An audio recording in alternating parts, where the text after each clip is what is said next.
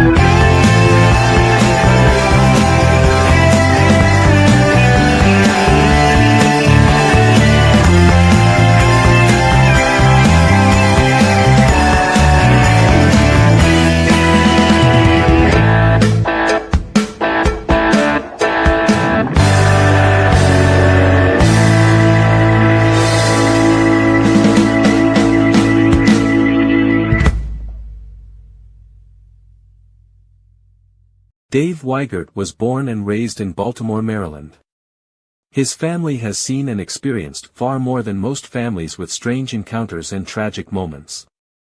Dave, the youngest of 4 children and the only living sibling, went on to have many strange encounters throughout his childhood and adult life. At age 20 he began his journey to learn about the unknown. Dave has a background with Baltimore County Fire and Police, private security, bodyguard, bank security and security for a Baltimore sports team and other law enforcement agencies. Dave started the Maryland Paranormal Research Team in 2003 and closed the doors in 2016. He started Other Voices on the MPRT radio network along with a newsletter. From 2007 till 2016 he was the curator for the haunted Ramblewood Mansion. He hosted years of paranormal research and investigations at the location. Dave was also a mobile DJ for 35 years. Dave was a speaker at a number of colleges speaking about the paranormal to students. Dave founded the Maryland Bigfoot Research Team in 2018 and left it to a former member of MPRT. He now resides in Bucks County, Pennsylvania near his grandchildren. He has since founded the Mid-Atlantic Bigfoot Research Team. He currently hosts a podcast weekly called Bigfoot and Paranormal Encounters Podcast. Let's welcome Dave to the podcast.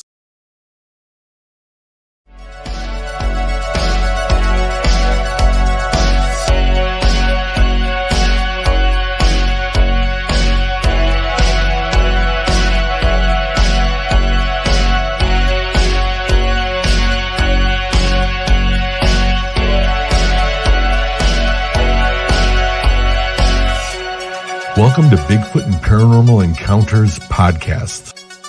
And now your host, Dave Weigert.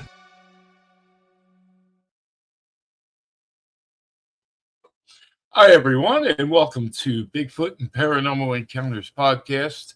You're going to have to bear with me. I got a cold coming on today. It just,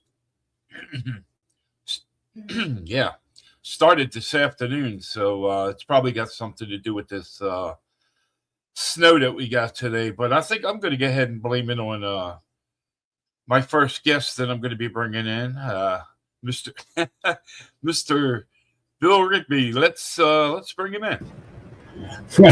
Blame me, will you? Hey, I hibernated all day today. I didn't even go outside once. No, you forgot to call me and remind me to drink a Dr. Pepper so I wouldn't get sick. But you know how it goes. So. Yeah, you know how it is. Take a look up. Yeah. So we also have a second guest, and we're going to bring him on shortly. And we have my buddy for you. And and Bill, you're a treat as well. But Bill, I'm going to start off by go ahead and tell us a little bit about yourself, and then I understand you have a new book. I want to hear about that as well. Yeah, well, I've been interested in Bigfoot since the Patterson-Gimlin one, like a lot of people. And it's interesting, but I didn't delve into it real heavy, except for probably about 6-7 years ago. And I started researching full time. And I was still working at the time. Then I retired. It's 5 years now. So it's really full time. And I believed in Bigfoot. I always did. I always wanted to see one, but I always thought, Canada, up in the northwest of the country, the whole 9 yards, like everyone. They're not around here. Well, all these years being in the woods, hunting, camping, the whole 9 yards, tree structures. And they started bugging the hell out of me. And so I started researching, and it came back to it's either nature or Bigfoot. So I started digging deeper and started down that rabbit hole. 2001, August, I was at the Sosby camp out at Salt Fork State Park at the group camp area. Me and a couple friends went out riding around the park, first time there for me, and he showed me all our Debbie's been there once before, but showing her a couple areas too. We go back to camp. It's about 6:30, 7 o'clock. We're staying around BS with people for about an hour, and it's starting to get dusk. And he says, let's go down the Buckeye Trail, which is right there off the group camp. And go in 90, 100 paces, stop, listen, look around, see what we can hear, see. We did that. But as soon as we started was looking around and listening, a stone or something come up from the left. And some kids outside there running a motorbike up and down in the snow. Yeah. Remind me of my days as a teenager. But anyhow, yes.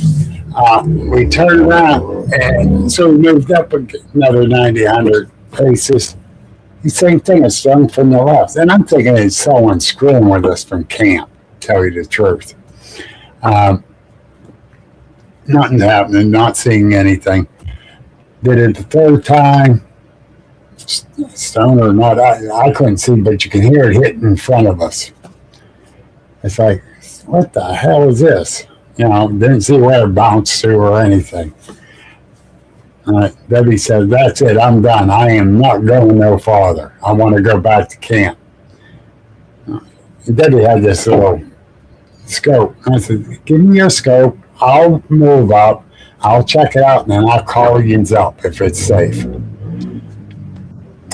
I get up there. I kneel down, and I put my hand up like this here, and I start adjusting the scope. Out of the corner of my right eye, I saw a slight movement. I turned and looked, and there it was, about 15 feet inside the wood line, knelt down looking at me. Leaned in and going, yeah, and I almost filled my pants. That's the short version. That's the short version. Almost. I almost filled it. Because it did, even though I was wanting to see one, the whole 9 yards, and I believe they were out there from different evidence, footprints, hair samples we found. I didn't pick up scat. No, that's not in my department. But, the trees, structures and all that, I knew they were out there. But to see it that close, I went in full panic mode. And this man never got scared a day in his life. I might have got startled a few times, but I've never got scared. It scared me.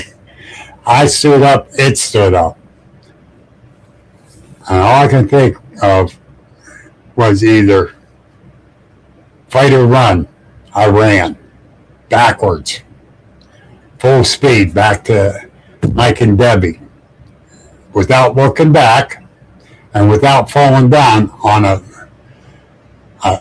dirt path that had roots coming across it and the whole nine yards. I didn't fall down. I got back to them quick. And I'm yelling for lights because it's dusk and it's... Anyone that's been in the woods knows it gets darker inside the woods than it does on a path or in a field because of the tree coverage.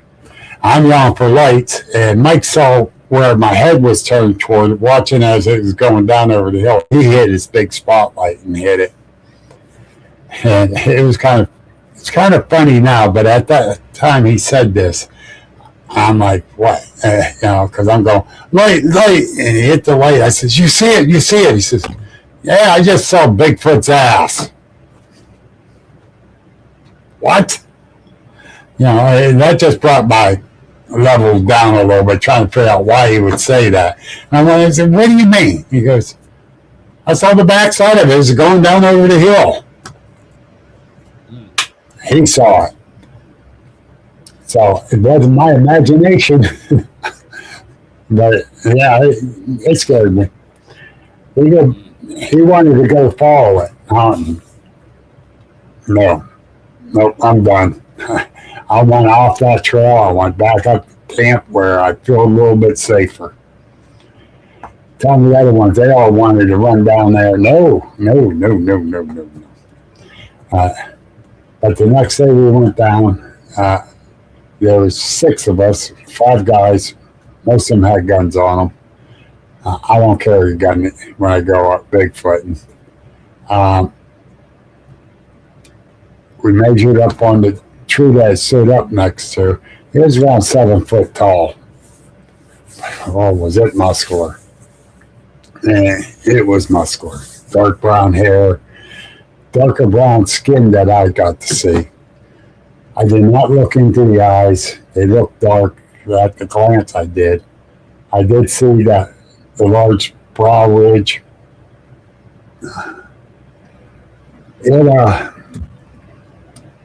I think it was a juvenile, seeing how close he can get to us more than anything without us noticing. I'm not sure. That's my opinion. I'm not going to say for sure. Right. So that almost kept me out of the woods. So a couple people talked to me. One was Kumbo Baker. He is the one that totally convinced me. Other ones are saying, you got to talk about it. You got to believe it's real now. And I said, I always believed they were out there. But they're right. I really know they're real now. But Kumbo was telling me, Bill, the more you talk about it, the better you'll feel. And yeah, it'll still get to you at times, which it does. He says, but don't let it keep you out of the woods. From what was told to me about you and your research that you help research with, they need you in the woods looking and researching. He says, talk about it. I said, let me calm down with this and I'll let you know. That was a week afterwards. A couple weeks after that, I got invited to a camp out with a bunch of other Bigfooters. It's not going research, and it's just a bunch of people getting together, BS, and having a good time. And they came from Indiana, Ohio, West Virginia, PA, all forged together this one little church camp area. And the very first night, Amy Bull was there, and she asked me, do you feel up to telling about your experience, Bill? She says, around the group campfire tonight. I said, I don't know. I really don't know, Amy. She said, I'm not pressuring you. That's all on you. That evening, everyone's headed down there to the group campfire. She comes walking up by me. Yeah. And she goes, you want to talk about it? She says, because I'll introduce you to everyone, because not everyone knows you, Bill. I went, yeah, I'll try. Because it kept going through my head what Kumbo said and a few others. And I got up and was telling my part of what I saw and everything. But I was sitting up behind everybody around this campfire. I was down in the middle. And they're all looking up at me. And this gentleman gets up, and now we're good friends. Got up and talked about his experience. Mine was not aggressive. His wife charged him and his two buddies. One day, he just got home from the service. He just got out of the service. They were going up to this one area, and believe it or not, up near Cleveland. And they come charging across the pond at him. And I had my head down thinking, my God, if that was the one I saw, and come charging at me at 15 feet away, I'd be dead. Because he heard how fast it was moving, even coming through the water, how fast it was moving. And I actually started crying a little bit. I admit that. It really got to me. And I did have some PTSD from it. And it was kind of weird. Because I've never got afraid of nothing in my life. Now I'm afraid. And I couldn't understand that. But the thing is, talking that night about it helped me so much of relaxing from it. It's weird to say that way, but I felt a calm come over me afterwards. And it's like, I'm not getting criticized. They're not saying nothing bad to me. And they come up to me and say, that is one heck of a sighting, Bill. We're glad you're able to share it, and I'm glad you're here. And so, that helped me tremendously. And a couple weeks later, I decided I'm going back to the woods. I gotta find this out, figure this out. What the hell is this thing? And so that put me on the path. Hey, Bill, let me just throw this in there real quick. I just want to let the listeners know that I will be opening the chat room very shortly. And go ahead, Bill. So that got me really flying down the rabbit hole, as we call it. I belong to a couple different groups. One was Pennsylvania BPEP Project. I used to be a member of. And I went out a lot investigating with Mary and a few others from that group. And I met a lot of interesting people from all over the place, to tell you the truth. And really got me going in the right directions of figuring this out, which I haven't yet. We've got a lot of knowledge from the different people on the research end, sharing the knowledge, basically. Because I haven't stopped my research or going out on investigations and stuff like that. And so it's going to be 4 years this summer. I started a podcast myself called Agents of the Unexplained. And not just be famous. I did it so I can talk to other people with their experiences and learn from them, basically. And compare notes, and that helps. Because I can talk about my experience all day long, but someone else has a different type of experience, and you can learn from that. And that's the way I look at it. We share the knowledge, we figure out what we're dealing with. I just enjoy it. And it's one of my most expensive hobbies I ever had. I know that. Let me just say this, Bill. My dog man encounter was a lot more work. I want not the right word, but I'm going to use the word worse than the partial Bigfoot sighting I had back in 1982 when I only saw the arm and the hand come out of the brush. At first, from my dogman encounter, I didn't want to talk about it. And I just kept it inside of me. Mm-hmm. And then I noticed the more I started talking to people about it, the more relaxed I became.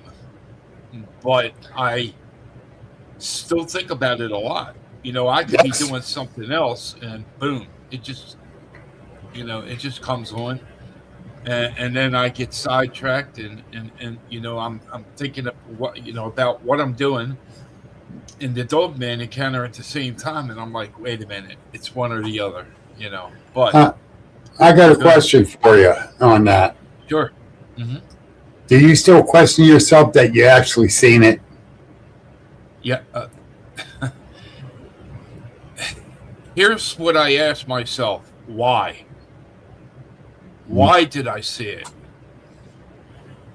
Because I've been into the paranormal for a lot of years. I'm 62 years old, and I started when I was 19. Okay, never did I ever think that I would see something that bizarre. I've seen ghosts. I've seen things levitate. I've seen a lot of strange stuff over the years being a paranormal investigator. So, yeah. Yeah, I had to on the paranormal end. And I still question myself why. I'd still say, did I really? Because we're not supposed to be seeing these things. They're not real. They're not. That got beat into their brains. So I'm at the point where, yeah, I saw it. It's real. There's a reason for everything, man. Yeah.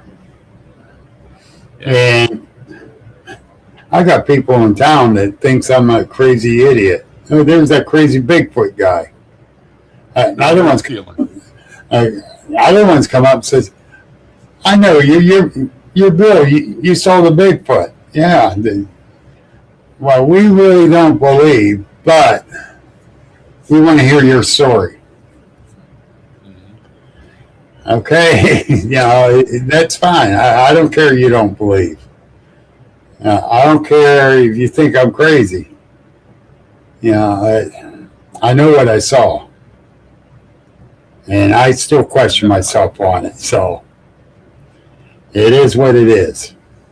All the time when I think about that dogman encounter, it's like I'm asking myself like 1,000 questions in my mind.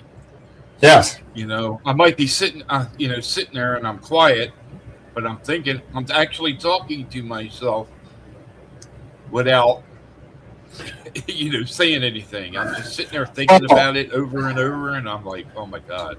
Well, what if, Yeah.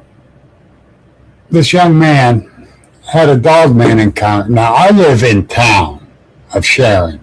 A half a mile by the way the birds fly.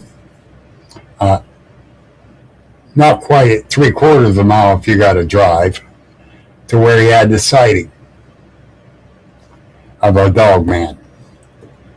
Jamie King has taken reports from the town of Farrell right next to us out on up the river to Shenango Township. Not Shenango, but up South Pie. Someone took a report in Shenango Township too, which is farther south. Jim Sparks has taken dogman reports. They're around here. And that kind of freaks me out because I don't think I ever went into a dogman. You know,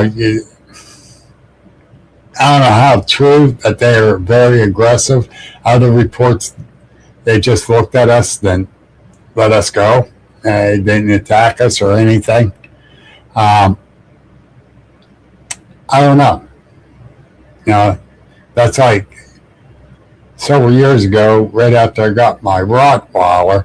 Oh, you can't have a Rottweiler. They were so mean, they attack you for no reason.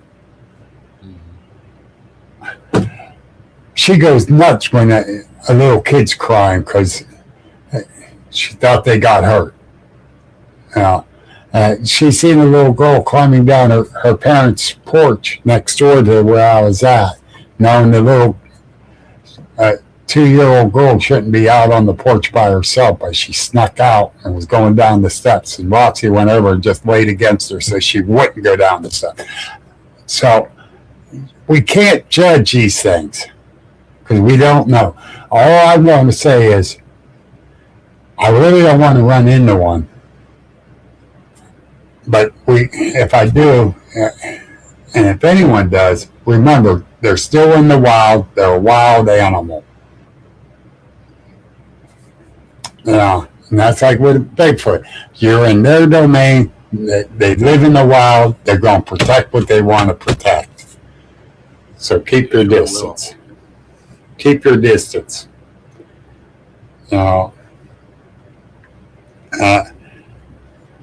I spoke up in Maryville, Forest County Bigfoot, a couple of years ago. And Turtle Man was there. And somebody asked us during the round table, do they always get aggressive when you get close to them? Instead of Turtle Man saying from his experience, yes, he says, yes, they do. You got to stay away from them. Stay back. Well, I agree with that part. Stay back from them as much as possible. And I'm like, nah, man, you're wrong, dude. They're not always going to be aggressive. But then it was my turn to get up to speak after Jim Boardwine. And Jim Boardwine from Mountain Men, he said his sighting was way out. He wasn't close, so he can't really say one way or the other. He already knew what I was upset with Turtle Man. I really was saying that because he can't speak for everybody and everything. And that's what I was thinking. And he goes, but I believe Bill has something to say on this. Yeah, I did. I says, Turtle Man, maybe the one you had was aggressive because you were close. Don't know if you was close to their food source, a young one, what. But I was within 15 feet of my sighting. Was 15 feet from it. It was not aggressive. Did it scare the hell out of me? Hell yes, it did. So we don't know. We don't know. They might be in a bad mood that day. Maybe their girlfriend tried, get away from me. They go in a fight with another male. We don't know. Yeah, so you got to consider them as a wild animal. And they're not a cuddly pet. So, and that's what Bigfoot. I was just going to say, Vic Cundiff told me if it wanted to hurt you, it would have hurt you. Yeah. Yep, and Vic's 110% right. I got respect for that man.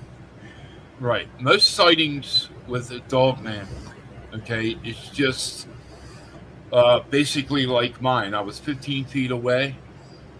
Yep. It looked at me, and inside my mind, I had 1,000 things going on, like, is this thing going to kill me? Is this thing going to tear me up? Is it going to injure me? It didn't. It just dropped, and it was gone. Yep. So. Yep, very much so.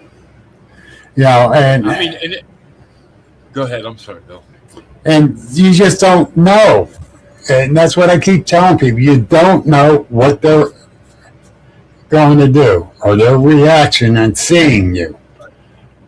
You might have some kind of cologne on that they don't like. You don't know. Or they might like it. They might want to become a little friendly. I don't know. But, seriously, you don't know. And that's why you got to keep your distance. And, I was very fortunate with the one I saw. More than fortunate. I was very lucky. And, the man upstairs was on my side. Because if it was aggressive, I wouldn't be here today. So. Exactly. All right, Bill, let's do this. Now, what I want to talk to you about next is this new book you have that's going to be coming out. But let's go ahead and bring in our second guest. I'm going to play something for him. And then we're going to bring him in. And we'll go. I'm sorry, what? You didn't give me the money that you were going to bring him on. You said you were paying me for him cutting into my time. Hey, wait a minute. Ready? Check in the mail. Here's one for you, too. I owe you Dr. Peppers. There you go. Okay, let's bring him in, and then we're going to go back and talk to you about this book that you wrote. And then all three of us will have questions for each other, and we'll have a great time. So I'm going to put us in the green room, and I'm going to go ahead and play this intro for him that he asked me to play. Oh, don't play it. No. Oh, go ahead. All right, here we go. I'm going to remove us.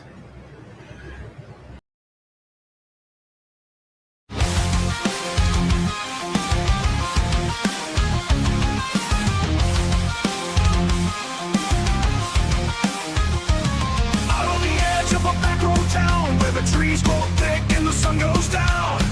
There's a shadow in the woods that folks all fear, but it's just all wrong, shifting into gear. Hairy from head to boot and toe, in a Bigfoot suit, he's ready to go. On a Harley loud like a thundercloud, riding through the night feeling mighty proud. Cause Ron, oh Ron, he's a legendary biker. Bigfoot loves the chaos like a warm caress, with a wild man grin and a heart so strong. He rides for the broken who can't ride along. He ain't chasing peace, but he brings it still to those haunted by the fight or the symptoms of PTSD. Yeah, Ron's chaos is his true love, and to no brothers in the madness he tames. In a world gone quiet, he still plays the game. He's got patches and scars stitching through his soul. Talks to the ghosts only warriors know. He don't preach hope, but he lends a hand to brothers and sisters who can't quite stand. Pulls up in that beast like a roaring flame. Fur and chrome, he don't need no name. Tells a joke, shares a smoke, lets the silence speak. For those with wounds buried deep, his name is Biker Bigfoot. Yeah, Ron on Bigfoot, on a steel stampede. Train fear for the help they need. He ain't no preacher, but he knows the way. Through the forever chaos of love where the shadows play. He don't wear a cape, but he saves just the same. And the only way he knows, through the flame.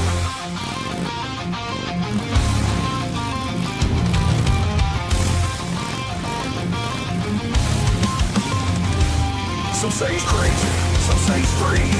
We're on most truth in what it seems to be. It's in the tears and the fight for life, and the ones who made it through another night. So raise a glass for the beast on the bike, who found his love in a world unlike. His love is for chaos, his compass, his code, his call. He's the kind who gets you just before you fall. On biker Bigfoot, he's calm as he rides on through the fire and smoke. With every mile, another chain he broke.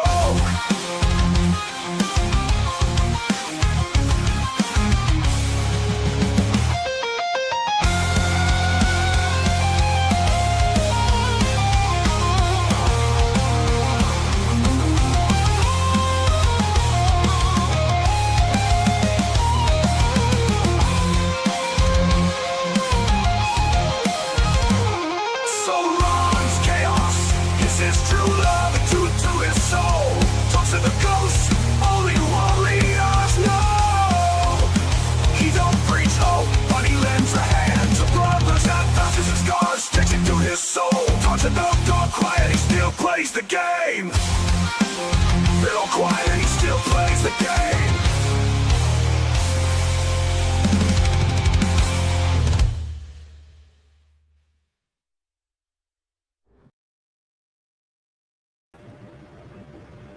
Wow. And let's welcome Ron House to the podcast. What's up, guys? Hey, what's this? What's this? That means I owe you a steak dinner, man. Yeah. Yeah, now that he has that rock and roll song, man, he's hey. Boy, Jason Kinsey produced that song for me. Yeah. You were telling me about that. That's pretty good, Ron. That's a tale that we need to tell. Let me tell you. Yeah, but you and Jason, no, I don't know. Oh my God, that is good. That is good. All right. So what I'm going to do is I'm going to open the chat room, and then we're going to go back to Bill about his book, and then we're going to speak to Ron. I have some questions for Ron. And guys, I just want to let you know, when I meet you, I hope I meet you both together. Yeah. Oh no, you don't. You're right. It's your nightmare.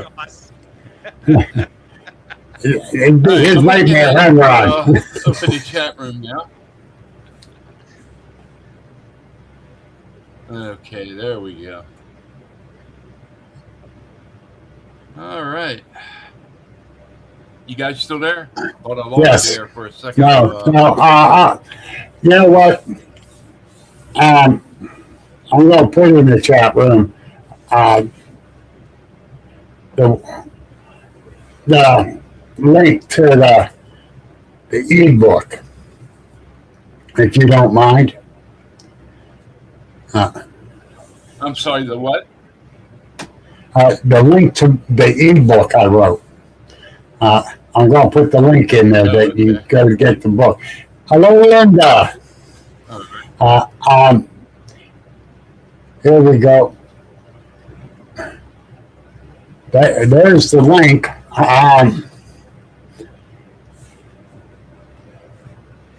Oh, that's in the private chat. Never mind. I did it in the wrong one. Here. I'll put it here. There we go. Yeah, you're right, Sarah. The one I got up there. Looks like it's stuck because there's so many popping up at one time. Man, I'll tell you, you guys, you got a good fan base. You got a lot of people out there in the chat room. Yes, we do. We got a lot of good people out there. Absolutely.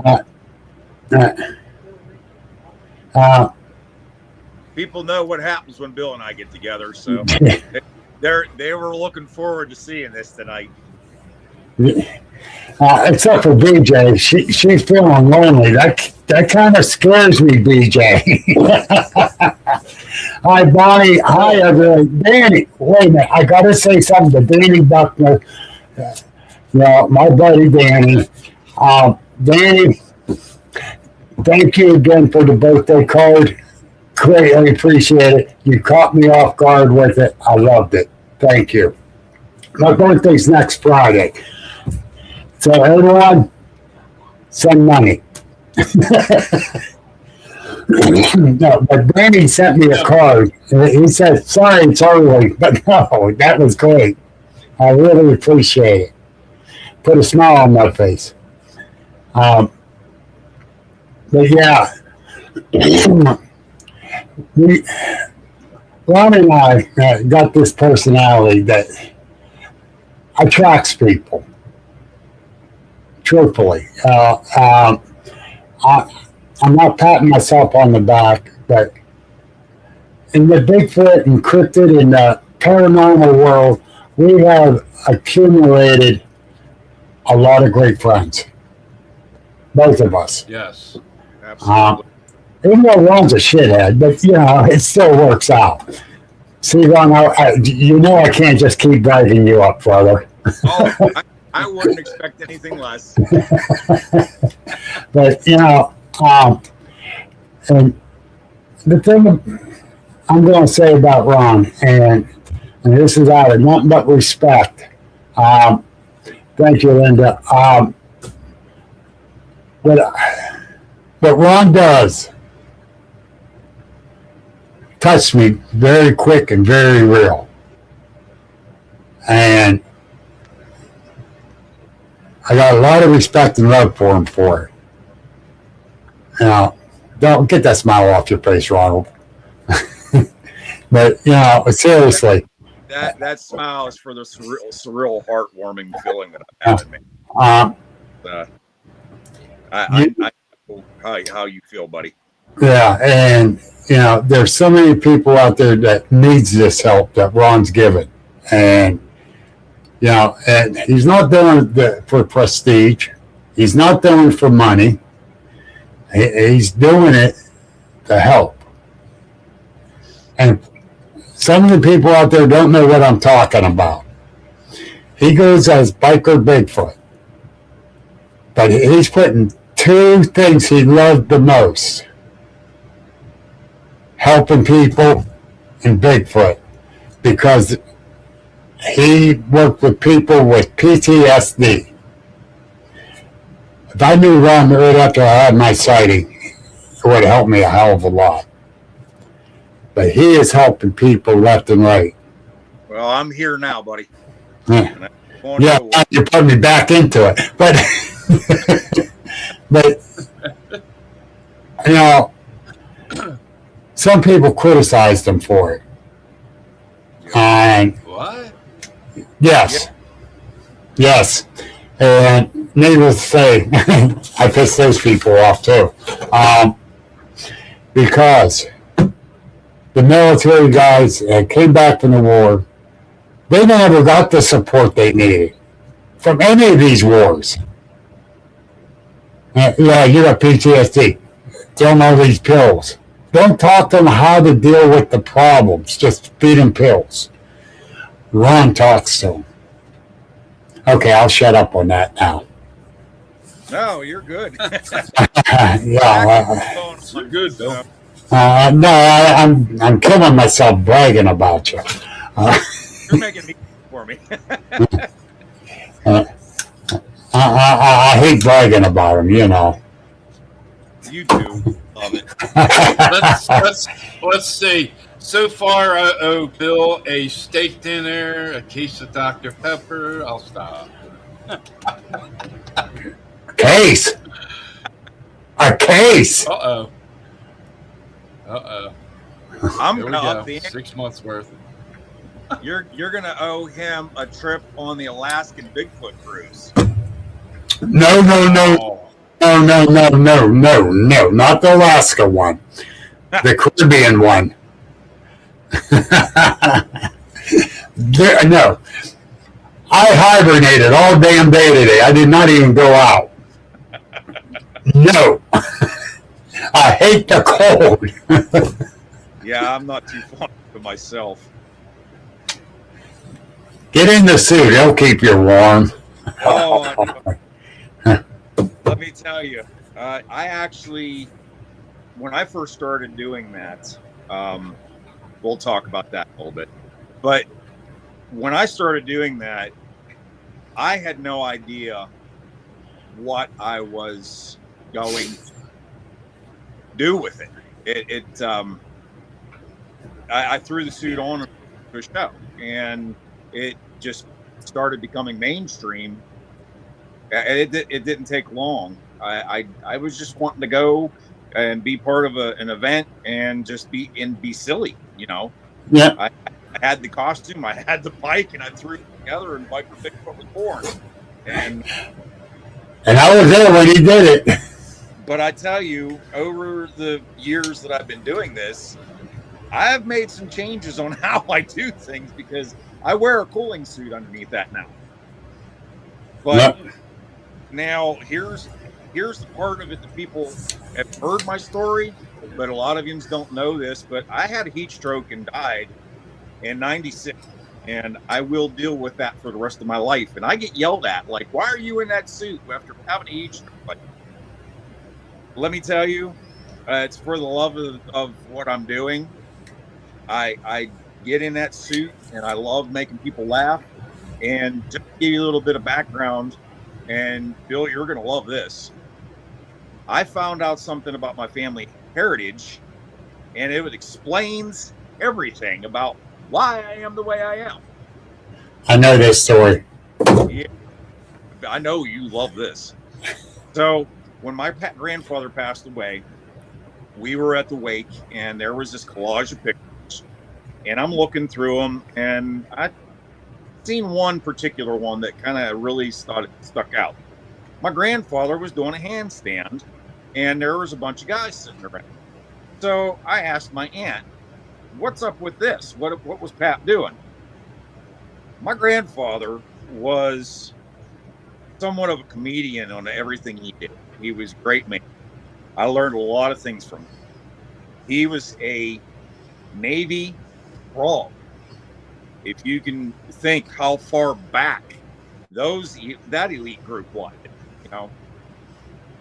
Yeah. What I found out was that he would get bored, and he would just walk across the roof of a house on his hands while the other guys were sitting there having their lunch. And so that raised even more questions. And my aunt was telling me that he belonged to a circus whenever he was in his teens. He traveled with this circus. So you see my name down there at the bottom. If anybody has ever heard of the International House Circus, I descend from that circus. The three House brothers that came to the United States joined forces with P.T. Barnum before it was P.T. Barnum and Baker. So that's what's wrong with me. Now, one of your brothers got the head stepped on by an elephant. Maybe. I mean, you know, that was part of the act. But what I like to tell people is, you know, I kind of look at, because whenever I first started as biker, I was still quite a bit shy around being in the public and stuff, because this was actually my opening, getting into the public about my research that I had done for 30 years on Bigfoot because of my sighting. I kind of looked at the costume as my mask to be able to open up. And when I rode into Hillman Park, Pennsylvania, for the Fayette County Bigfoot Researchers Organization event, that just changed everything. I met so many people that day, whether they were public, whether they were speakers, whether people of different Bigfoot groups. Hold it. I gotta say this. Back up the train. Ron was the big attraction. He took it all from the speakers. From the kids to the 90-year-old lady. And I'm not lying. And Sarah is out there. And like she said, that was awesome. And it was. And I'm standing back. I think I was standing there with Tony LeRoy. And Me and Tony's just looking like, wow, look at these kids running up. I said, look at the old folks running up. I don't think I got pictures with every single person that day. Yes. And there was a big of people, and it was great. Let me tell you, it opened me big time, and I continued to show up at their events, whether it was at Hillman or whether it was at Morale. Morale, yep. Fire department a lot. And a matter of fact, one time I actually contacted Sarah ahead of time, and I let them know I was going to drive right into the fire department, and I did. And one of my pictures I use is me standing in the doorway of the fire department. Huh? It's always such an ominous look from that picture. It just created something. It created a monster. It really did. And it went from there. Dave, you would get a kick out of watching him with the people. Seriously. It is an awesome sight. And he just, way he interacts with them. Now he gets up there. Except for the one event. He got up there, and I was speaking right after him, but we're supposed to have 45 minutes. Ron went through his spiel 15 minutes. I think that was your second time speaking, or your first time, the Lessons event. Being down in Sutton? Was that Sutton, or was that... Oh, no. That was Cheat Lake event. Yeah, Cheat Lake. Yeah. Yeah, and he comes up to me and said, how'd I do? I said, actually, it's pretty good, but you're supposed to talk for at least 45 minutes. Well, I did. I said, no, you did. It's been 15 minutes. What? I said, I got you covered. What to say now?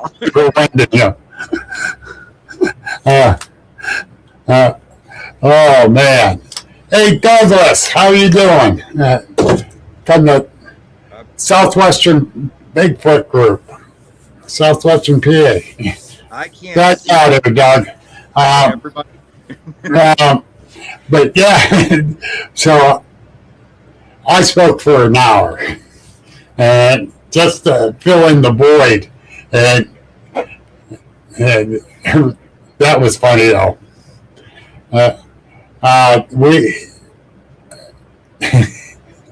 I couldn't believe you did that, Ron. I really. But what he said in that 15 minutes was awesome.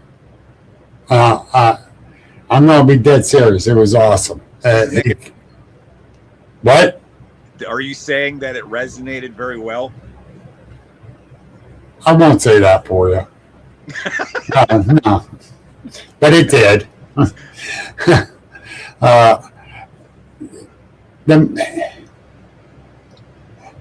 And so now he elaborates more and more on that. So he takes up 2 hours of talking.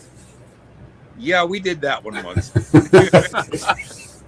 Well, what was we supposed to do? Like a 45-minute segment, and it turned into 3 hours? Yeah. Very first time I was on your show. Oh, yep. But we had a lot of fun, and I tell you what, I would do it again in a heartbeat. I have to be. So you are sisters to both of us. What's that? Sarah puts up, I'm honored to call Ron and Bill not only my good friends, but my brothers. And she knows it. How many suits do you have, Ron? How many what? How many Bigfoot suits? I have one. I'm getting ready to buy a new one because that one's getting a little bit tattered after 5 years. We have a child one that was in the wedding, and Christy now has one. So right now we have three. You ruined her.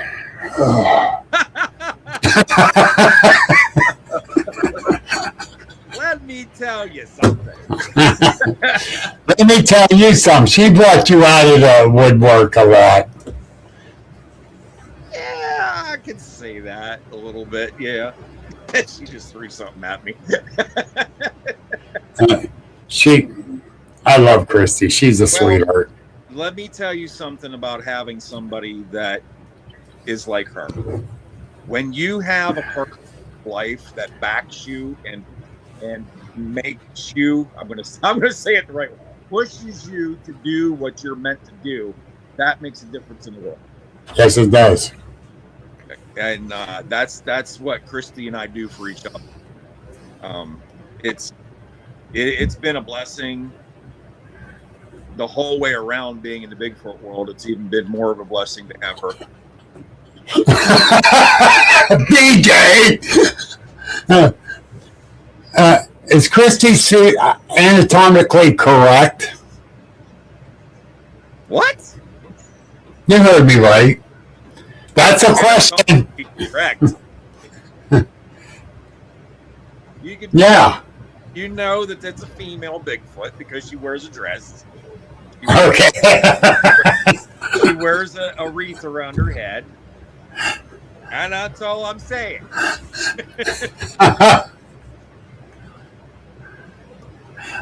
Yeah, Danny, that's what she's doing.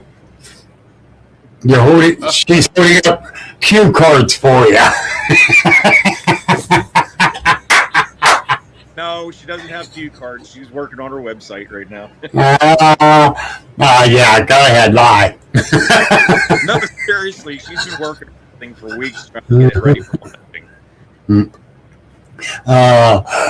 If anybody doesn't know who I'm talking about as far as Christy, this is Christy Chafin, the founder of Cryptid Chaos Designs, and she's almost ready. Not just yet, but she's almost ready to launch her website. So once she gets that finished, we're going to put it out there. So you got Friday, next Friday coming. It'll be ready. So make sure I have the link in that for it so I can share it. I'm going to post it on my page. She's going to put it on her page, Biker Bigfoot, everything. We're going to put it out there. So you'll be able to get everything that you would normally get at her vending booth off this website. Unfortunately, we're not going to be making any shows this year. We have our dog has got PTSD, and she takes care of him.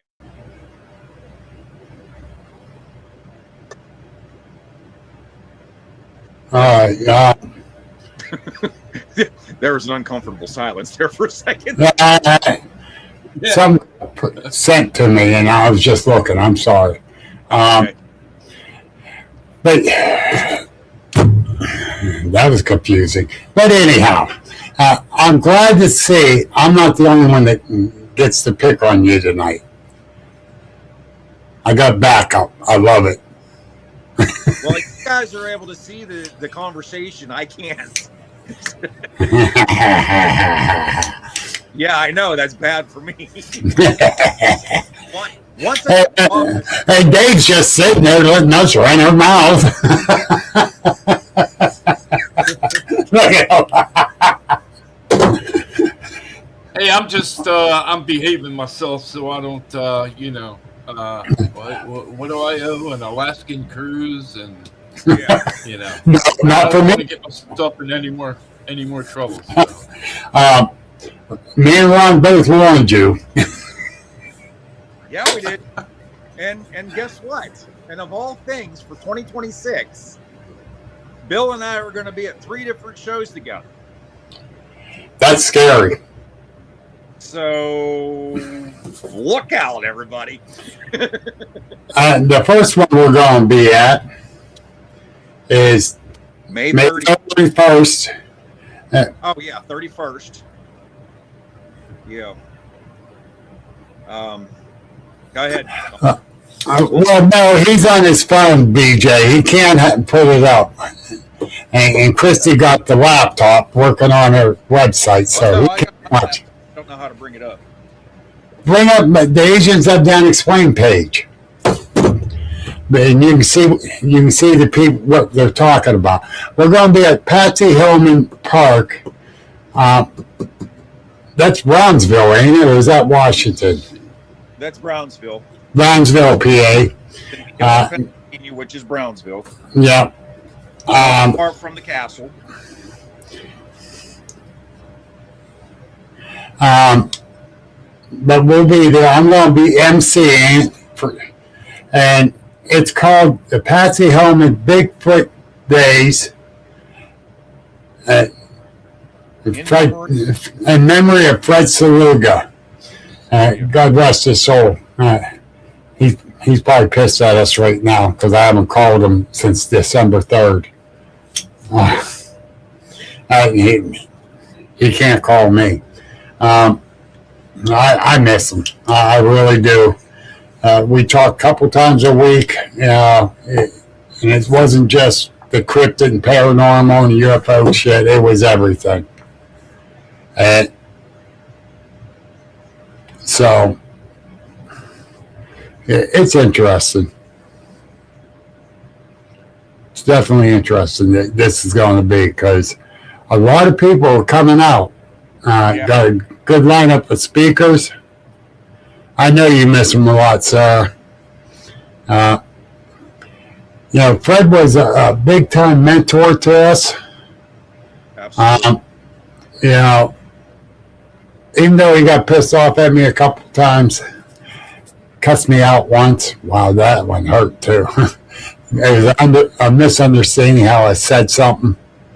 But that didn't stop him from calling me or me calling him. And that was just Fred, man. Yeah, it was. And Fred had this thing. If something pops into his brain, there is no filter coming from here to here. None. And it just came out. It just came out. And and I tell you what, if he thinks you're saying something wrong, he'd tell you. But he wouldn't be mean about it. Like I was, in my one presentation, I go, when I saw Bigfoot, it was flesh and blood. He raised his hand up. I went, uh-oh. Uh-oh. I go, yeah, Fred. He goes, it was flesh and blood, or did you presume it was flesh and blood? Okay. I presume, Fred. Yes. Well, what? He had an argument about that, but I always like to let people know that everything that they have been stated to be presumed to be is what they are. That would piss him off. I know. But yeah, and me and I had this long discussion on that. I go, Fred, it's one thing to be in the flesh and blood group of people, in the extraterrestrial group, or the interdimensional group. I says, I believe the one I saw was flesh and blood. I'm not going to argue that. But I did an investigation about 20 miles from here. It was in January, a couple of years ago. There was 8 inches of snow on the ground. The trackway going through this backyard. Wood line, 75 yards to the left of where the tracks was going. The house, a good 50 feet to the right of the tracks. And the tracks was going straight. No buildings or trees surrounding that area. It still had another 75, 100 yards to go before there was a tree in front of the tracks. They just stopped. We come up beside it and looking down, they didn't back up because it would have messed up the tracks a little bit. Where in the hell did it go? I still think it was flesh and blood, but it could have been interdimensional. Here's the theory that I've been working on. Okay. I had my sighting at 13, and what I have learned by opening up my spiritual side is that the sighting that I had, it came forward for a reason, and I wanted to touch on that because I was listening to what you guys were saying. We see these things when we're supposed to. I understand we go out, we're looking for evidence, and we're looking for that second sighting, that third sighting, however many. But we're going to see them whenever we're supposed to see them because they want us to see them. And most of the time, they're trying to be elusive for a reason because of the fact that humans are one of the most dangerous animals on the earth. But they are keeping track of us. And when I got to see mine when I was 13, it showed itself because it was protecting me from something worse that was in the woods that I was heading. All right. I'm not going to disagree with you like that. Except when these people are seeing these things just run across the trail real quick without looking both ways to see if anyone's there. No, that's just luck for them to see them. There's those accidents where they accidentally use Yes. But like I said, like that one, where did it go? Did it get, beat me up, Scotty? I don't know. Did it jump to a portal? I don't know. The interdimensional thing. Yeah, I don't know. What I saw, I presume, was flesh and blood. Notice I'm saying presume now because Frank corrected my ass. But, and he was right. I don't know for sure what the hell they are. And hey, Jimmy Tricks. Hi, Jimmy. But the thing is we all got to keep an open mind. Yes, sir. Yeah, I just wanted to throw this in there. I just wanted to say that when I'm on a trail and I'm walking and doing, my research, I always have a camera behind me recording because even though you're looking for them, they know you're there. Yes. And I've been saying that for a while. To have a GoPro or something attached to your backside. I love that idea because I've done that. I've come up positive on it. Yeah. I had something follow me out of the woods. It kept its distance where I could not get a defined feature, but there was one following me out of the woods. Well, and it's a lot of the things like you were saying about you're in their domain.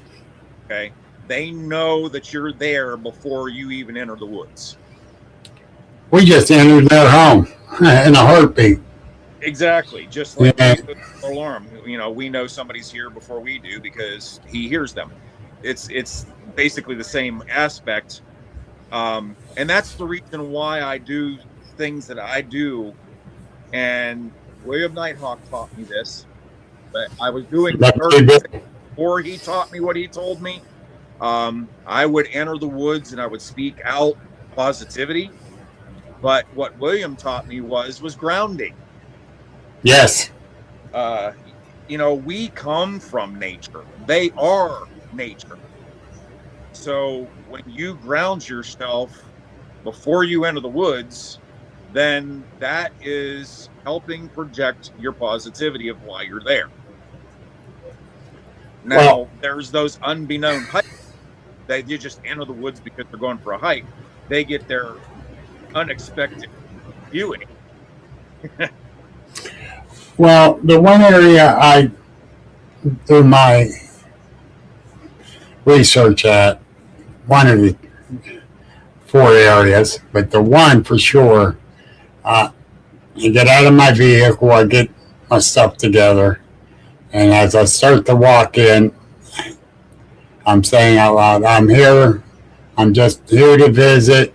I hope you show yourself. You know I'm not going to cause you no problems. I just like to learn from you. Yeah. And like I said at the beginning of the show, I don't carry a gun into the woods. Neither do I. Some people do. And there's times I should because I don't trust people. But anyhow. I know a lot of people say, well, what about the other wildlife? Well, what about them?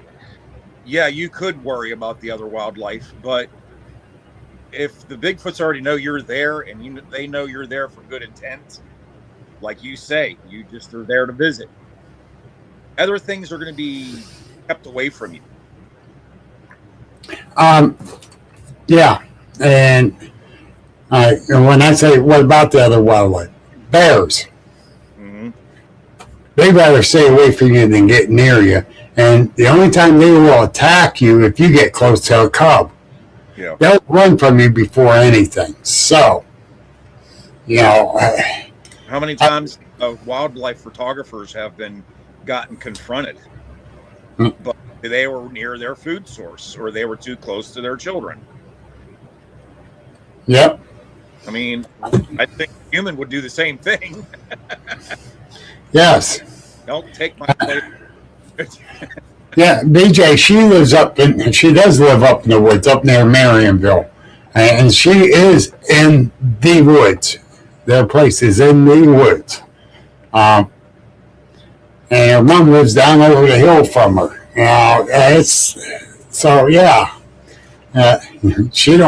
She trusts animals a lot more than she does people.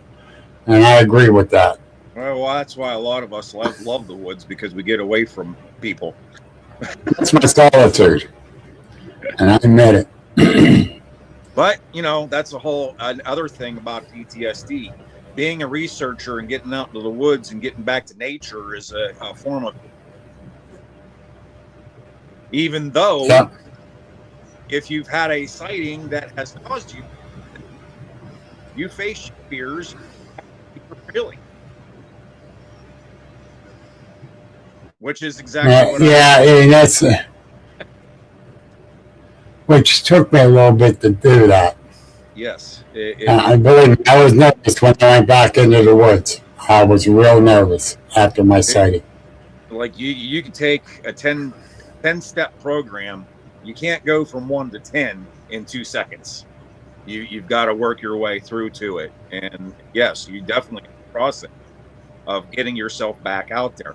I don't know how many times I've watched TV shows and people will say, yeah, I was out here hunting and this Bigfoot came upon me, and I've never been able to go back there until now, because they were encouraged to go back to that sighting because they were doing an investigation on it. So it happens a lot. Myself, my form of PTSD with the Bigfoot part of it is I used to go rushing in every time I heard a noise because I want to get that sighting again, that reconfirmation of what I called it. But ever since I've done some more soul searching and I've had spiritual sightings of them, yes, I had a spiritual sighting. I don't know if I talked to you about it, Bill, but I was on a camping trip where I was standing there cooking a meal, and I welcomed them in to come join us. I, for the life of me, have never had any kind of spiritual opening before to be able to see things like some people are mediums or they're sensitives that are able to see these things. I've never been able to do that. But that day, 5-10 foot tall Bigfoot presented themselves to me without them being seen.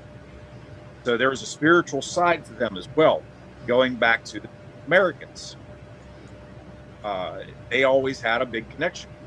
One of my research areas is in Pennsylvania, up in Mount Davis. I go fishing up there in these mountains for years on first day of trout season. Primitive camp for 5 days. I'd walk the trails. There's a Native American burial grounds up there. Mm-hmm. And And when I walked into the area where they were, at first I didn't see them because nature had taken them over. But there's these quad trails all over the place up there, and the locals told me about it. You will feel the presence of something there. Whenever I was walking into this, I came up to the intersection of this trail, and I noticed that there was 2 tree breaks facing inwards towards that trail. And a lot of us researchers know that's not the direction to go because they're telling you to stay out of there. I headed the other direction and walked right into 30 mounds. And once I realized I was in there, then I started feeling that feeling of, okay, it's time to go. They didn't want me there. I did not know what their feeling was towards me, but I just knew that they was trying to get me to leave. I had a few of the kids with me that was at the campsite, because that's what I would do every year. I would take the kids out on hikes with me, and we would do the whole Bigfoot hunting stuff, and they loved it. So it was kind of like a mentoring thing with that. Maybe they was uncomfortable, that myself and those children were there. They were young boys, it wasn't like, I had a woman with me or a younger child. They were teenagers. Did you ask them if they were getting the same feelings? Yes. One of the boys told me that he felt something watching us as we were approaching the intersection of the trail, felt that there was something above us on this ridge, and he wanted to go rushing up over the hill to see it. I said, let's just finish walking up this way. I said, you don't want to go charging into something when you're having a feeling like that, because it could turn out bad. By the time we got to the intersection and we started getting our bearings about where we were, it was the other part of the trail that had the tree breaks that we weren't supposed to go. So something was watching over us. When we entered the trail that went through these 30 mountains, I started looking around and noticing more and more of them. A lot of ferns growing over top of them. There was trees growing around them and everything. Something that I found very interesting about these Native American burial mounds were they were very large. So if you look at the history of the Native American burial grounds and you look at the history of Native Americans themselves, they weren't very tall people. So was something else buried with them in these mounds, or were there multiple people buried? I don't know. My theory, if they are being watched over by Bigfoot, it's possible that the Bigfoot's remains are with the Native Americans' remains. Yeah, well, because we're not supposed to desecrate these graves, so that would protect them from being found. I'm not going to argue. It's an interesting theory. Like Kevin said, you're absolutely right. Bigfoot will definitely chase you out of those woods if they don't feel like they like you. And they will definitely escort you out of those woods, especially the males, considering how dangerous they really are. Yeah. And 100% right, Kevin. But the thing is, I was followed by one. I couldn't see it because of that thick brush, but you could hear it walking as I walk, and when I stopped, it stopped. So, and I guess it was bipedal and it was heavy-footed. So, I will say something about their vocal. I was walking with a parabolic mic on the one investigation we were doing, and I had it pointed, and there was something walking in the woods adjacent to it. And every so often, I would hear a primate like grunt. Yeah. They they do have a primate-like sound to them, even though there has been some evidence of them not being. Well, I've heard howls. I've heard the Ohio howl, finally. Oh, yeah, I've heard a growl. The main reason I went to Salt Fork that year of my sighting was everybody goes to Salt Fork. I'm not going to see one. I want the howl. I want to hear it. And I know I'm going to hear it. 2 years later, I heard it. That very first night, I get to see a Bigfoot. So, yeah. Fox Pro, they do animal calls. I've seen them at several events. They see me. They see how things I do. They keep an eye on what I do and that, which is kind of an honor for what they did. I was at the Pennsylvania Bigfoot camp out this past year. Dave was at it the year before. I went this time. And Dave, it was great. I was hoping he'd be there, but he couldn't make it this year. Well, I went out by their tent where they were set up, Fox Pro, and I was talking to the owner's workers. I was talking to him, and I says, one of these days I'm going to get me one of those calls. Well, the owner was taking care of a customer. He was dealing with them, so I didn't get to talk to him. I walked on away finally, and I went back down.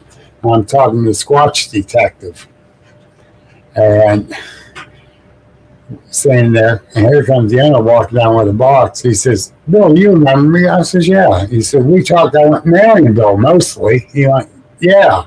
He says, "Here, I want you to have this." He gave me the Squatch collar. That's awesome. That's a $200 call.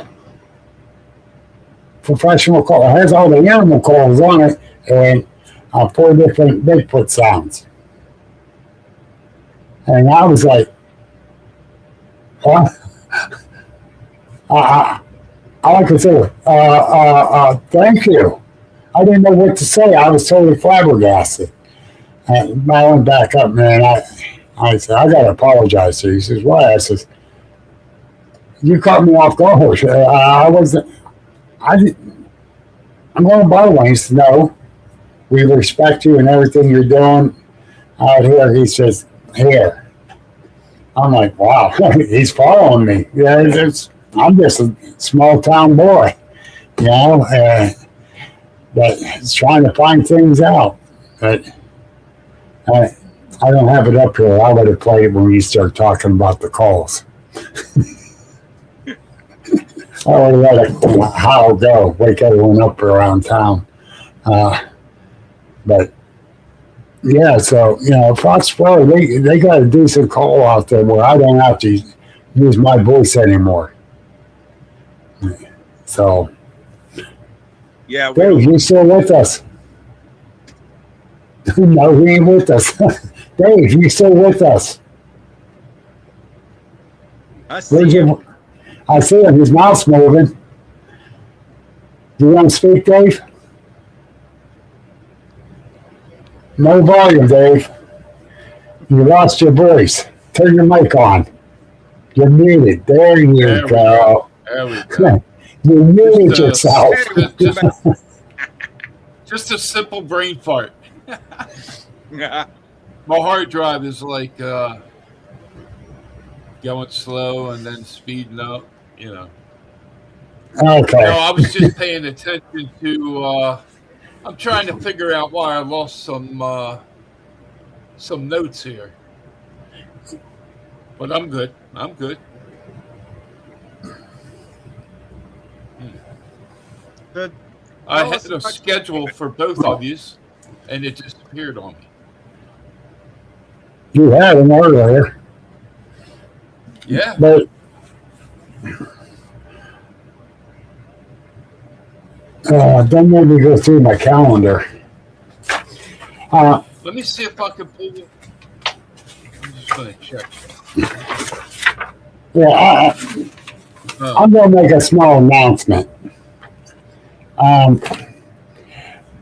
Kevin, I got my own podcast too called Agents of the Unexplained. It's on Facebook and YouTube. But I'm going to have Brian Fuller on from New Jersey this coming Wednesday. He's a Bigfoot and paranormal researcher too. It's going to be interesting to hear everything because he's been studying cryptozoology big time lately, and I'd like to hear what he has to say. I want to, like I said, I'm in it for the learning, and but when me and Ron gets together, there's no learning. There's nothing but a bunch of bullshitting going on. Oh no, we're gonna change that. We're gonna talk serious here. Come on now. Huh? I'm out. I can't take you serious.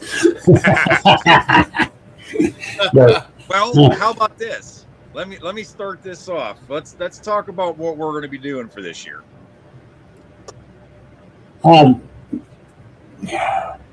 So we you got our list. January 31st, we have our memorial for Fred. Fred, we're going to. It's a get together for all of us to talk about Fred. It's going to be at Ryder's Restaurant in New Wilmington, PA, on Route 18. I think it's 931 Route 18. It's the only red light between Newcastle and West Middlesex. But anyhow, it starts at 3 o'clock. We're going to get together, talk about how Fred was with all of us, whatever. You can say how he helped you or just whatever you want us to talk about him about. That's January 31st at 3 o'clock. And you've already heard how Fred meant the world to me, and he really did. He was a great mentor and great friend. And then May 31st, 4 months later, is going to be at 30th. Going to be at Patsy Hillman Park there in Hillman, PA. The Patsy Hillman Bigfoot Day in memory of Fred Saluga. And that's a special one because Fred started that event 9 years ago. Yeah. And all the proceeds goes to the park. The Fayette County Bigfoot Group does not make a dime from it. The proceed goes right to the park. And a special one for me for that fact. Yes. Of the mentoring with Fred, him believing in me, no pun intended, because that's where I got my start, and I get to speak there this for the first time. It's really great that we're getting able to do this, and it's only 10 minutes from my house. You can stop by. Love it in.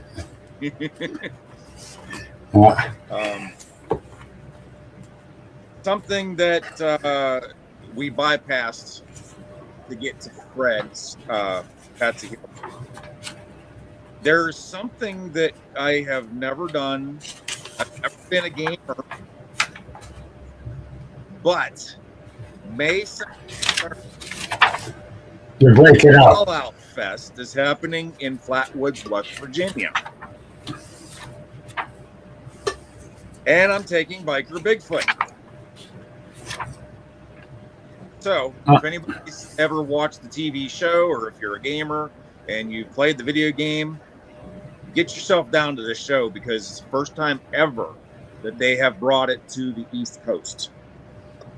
And what I understand, Fallout 4, which is on Xbox, you fight the Flatwoods Monster and the Mothman. My money's on Mothman. If he gets knocked down a big steel bridge, and my money's on Mothman. Yeah. But when's the date on that? You was breaking up a little bit. What's the date? That'll be an interesting one. I'm stepping out of my norm and trying different things this year, which I did that last year. One of my friends invited me to the FRMB Fest. I'll be doing again this year. I believe it's May 2nd and 3rd, Flatwoods. May 2nd and 3rd. Okay. Yeah. Let me write that down.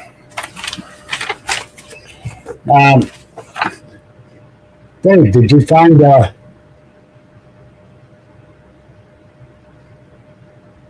found a list? I didn't find the schedule, but on my teleprompter, I can look it up. So let me. Okay. Did you want me to pull something from yours, Bill, or what? Well, if you can. Okay. Let me read Bill's schedule. Middlefield, Ohio, Bigfoot Day. John's Country Nursery. It doesn't have a date on it. I got it right here. July 11th. No. Yes. 11th. Gretchen Fest, Beaver Creek. Okay. That's what that is. What is it? When's Gretchen Fest? July. Gretchen Fest, Beaver Creek. July 11th. And then I have Middlefield. Middlefield. August 8th is Gretchen Fest. Okay. John's Country Nursery in Middlefield, Ohio. Their first Bigfoot event was last year. And I'm thinking Middlefield, Ohio, that's Amish country. We're not going to have a lot of people, but let's try it. And over 1,000 people come through. And I'm totally flabbergasted. You know, they just kept coming. It's like, wow. Now, I'm speaking again this year there. And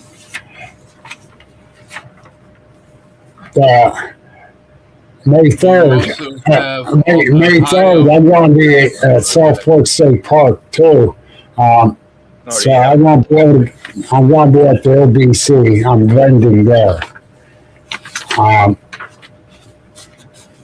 And July 17th, 18th, and 19th, I'll be in Kecksburg vending. I'm not speaking. What was the date on that one? Kecksburg? The 17th through the 19th of July. Okay. Yeah. Man. Well, this year marks their 60th anniversary. Yeah. Yeah. So you might end up seeing Biker Bigfoot there. I've been trying to get up there for years. But yeah, I talked to them last month, and they said I'm in, so pay for my spot and be happy with it.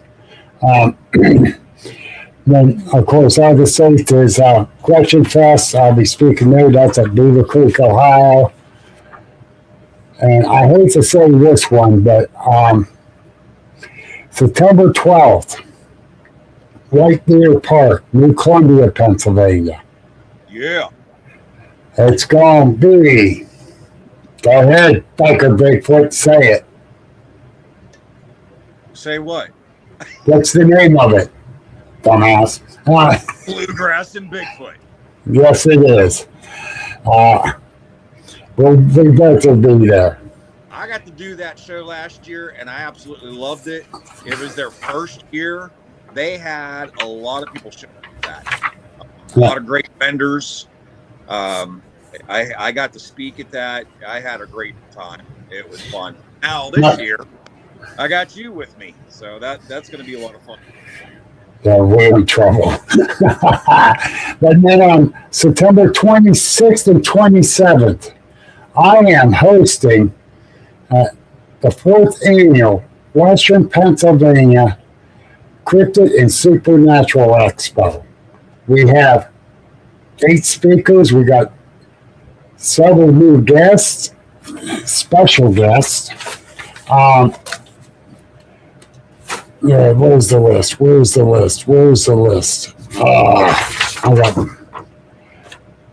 We got Christina Bloom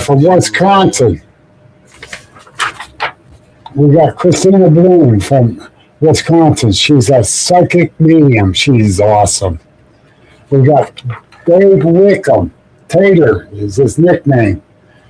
He's a physical therapist studying Bigfoot, and with his knowledge of feet and all that from being a physical therapist, he actually made a silicone mold from a mold of a Bigfoot casting that you could see how it actually works.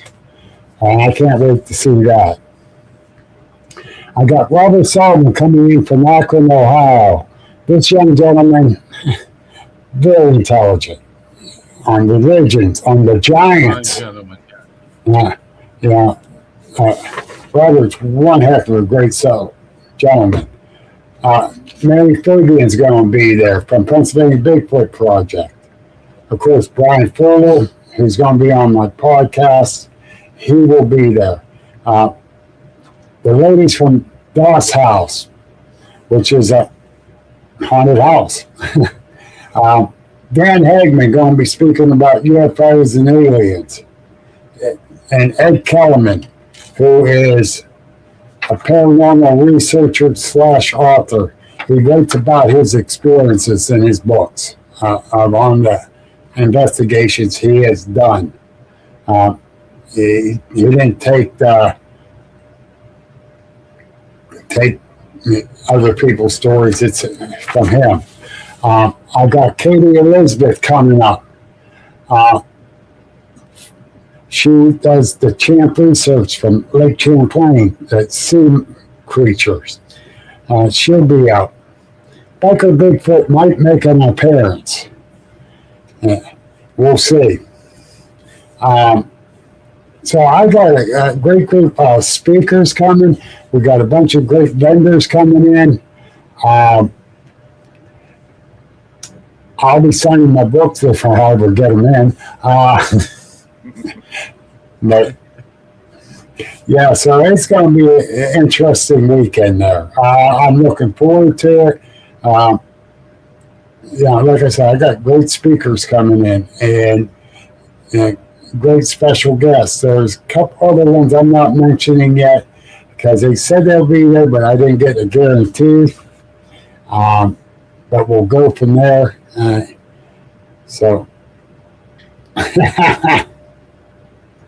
Oh, Ron Hall. BJ says she's not sure about that Biker Bigfoot guy, though. He still owes her a picture with her. Well, if you make it WPA, then you got it. She won't be there because I know she won't because there's some other things happening with that. It's going to be at the Masonic Temple in Johnstown, PA, Linda.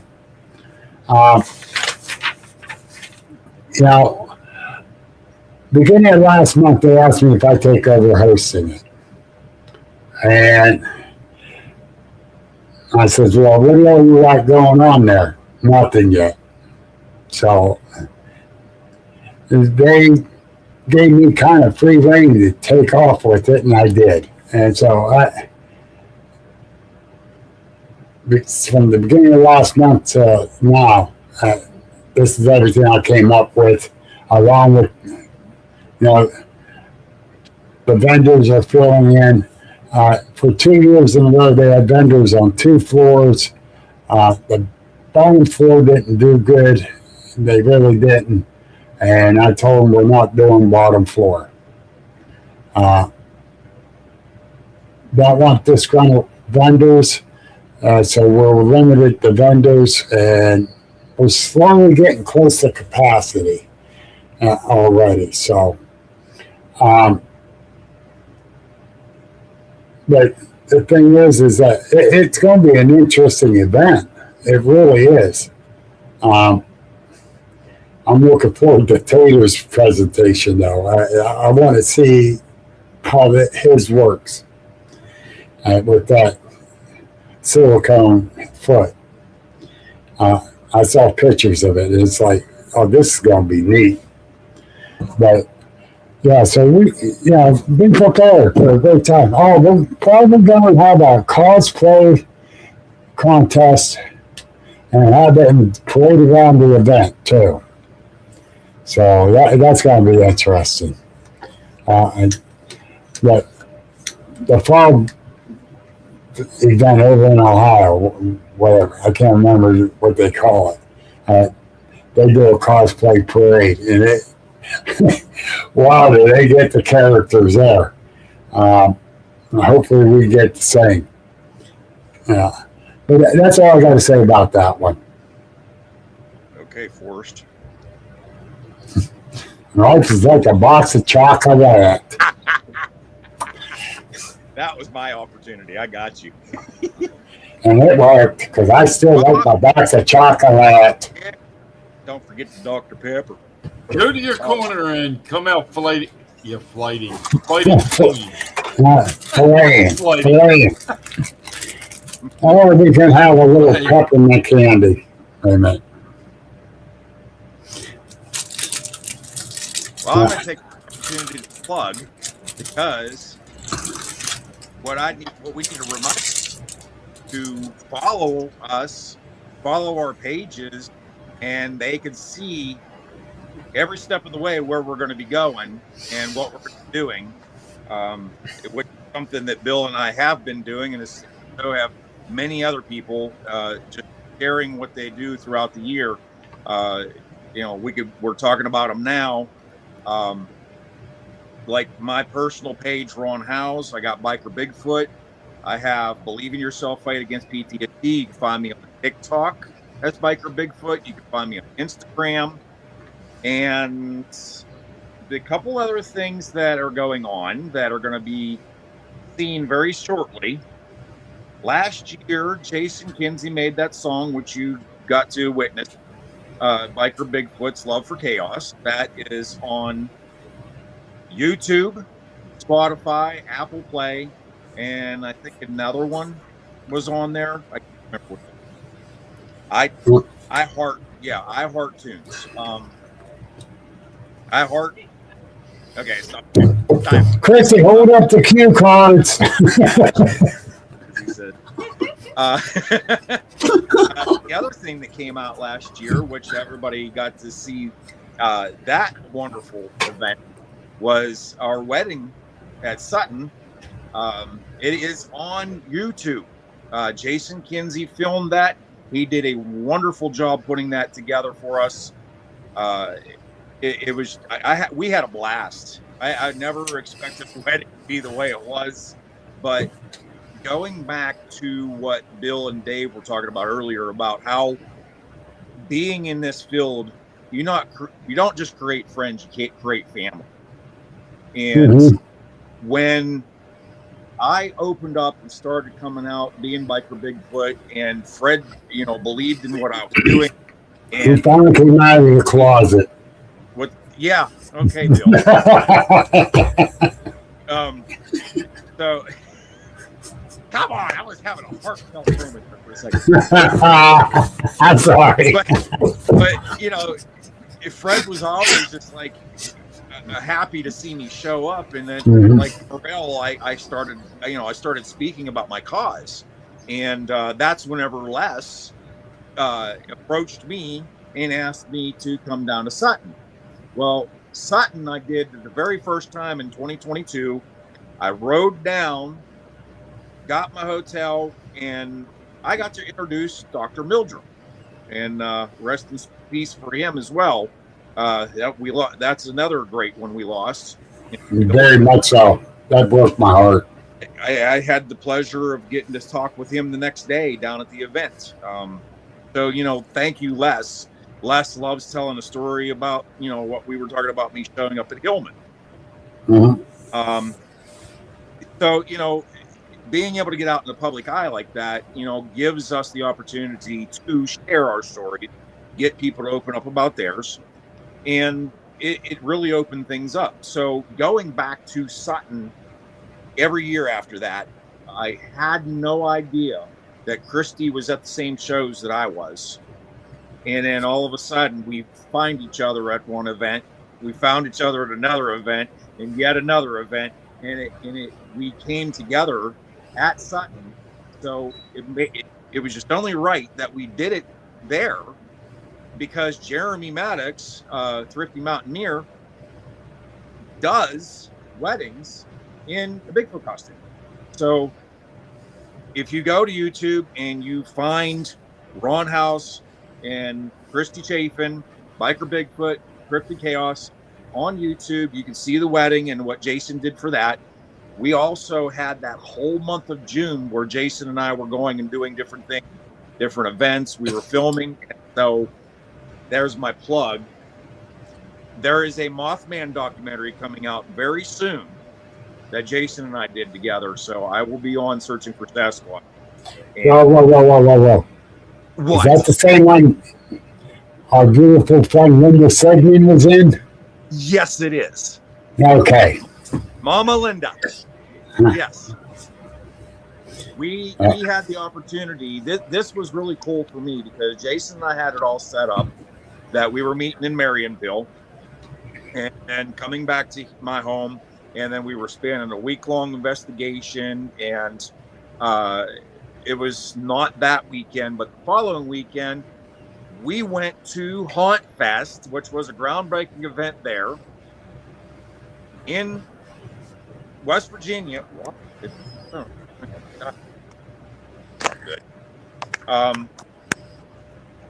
Yeah, I know. Hold on a second. Technical difficulties.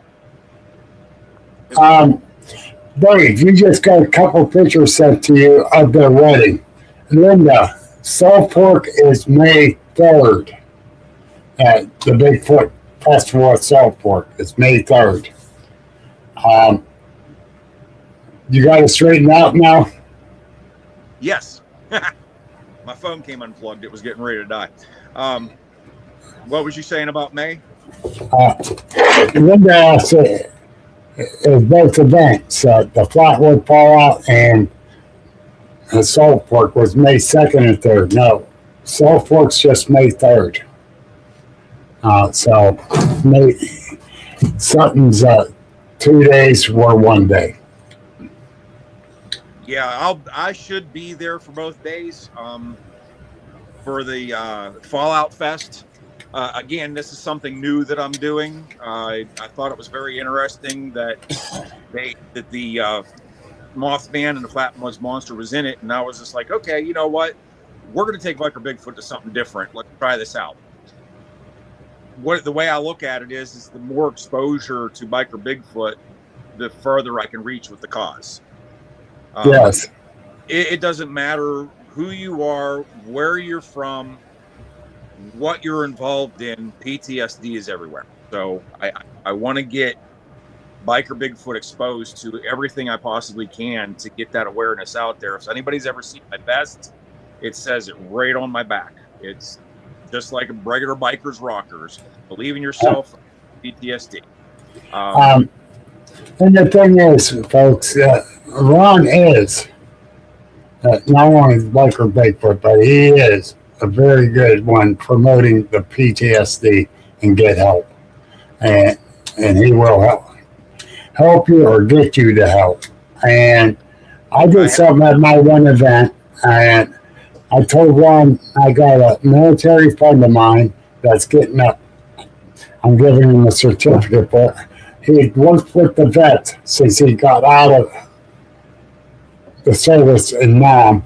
He worked with the veterans constantly.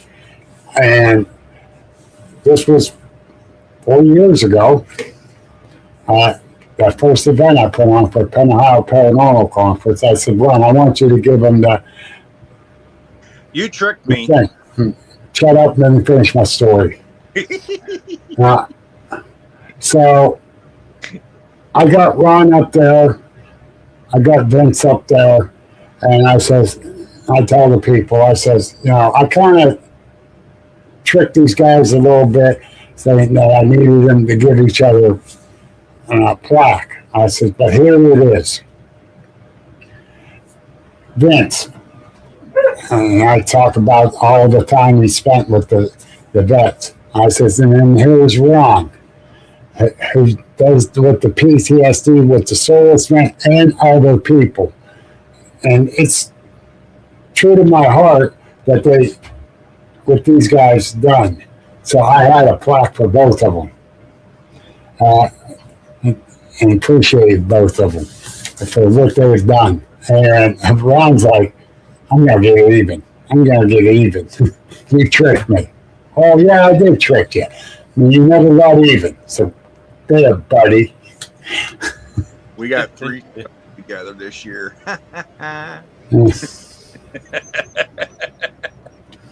I'll scratch your eyes out. Number 1. No, 5. Number 5, okay. Yeah, blowing in the breeze.